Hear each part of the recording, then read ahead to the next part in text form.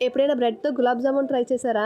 Trust me real gulab జామున్‌కి దీనికి అసలు ఏ మాత్రం డిఫరెన్స్ ఉండదు. సేమ్ ఒకలానే ఉంటది. ఇంకా ఈజీ ప్రాసెస్. దానికోసం బ్రెడ్ పీసెస్ తీసుకొని దాని బ్రౌన్ పార్ట్ రిమూవ్ చేసేసి చిన్న చిన్న పీసెస్‌లో చేసుకొని కొంచెం మిల్క్ వేసుకొని దాన్ని చపాతీ ముద్దలా తయారు చేసేసుకోవాలి. కొంచెం మిల్క్ సరిపోతాయి. ఎక్కువ మిల్క్ ఏసుకుంటే మళ్ళా లూజ్ కన్సిస్టెన్సీ వచ్చేస్తది.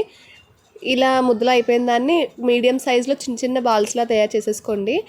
చిన్న సైజ్ బాల్స్ అయితే షుగర్ సిరప్ లోపల వరకు అబ్జర్వ్ చేసుకొని ఈవెన్‌గా స్వీట్‌గా అనిపిస్తాయి. లేదంటే లోపల కొంచెం చప్పగా అనిపిస్తాయి. ఇప్పుడు ఒక బౌల్‌లోకి కొంచెం షుగర్, కొంచెం వాటర్ వేసుకొని ఉంటే ఇలాచీ కూడా వేసుకొని షుగర్ సిరప్ తయారు చేసేసుకోండి.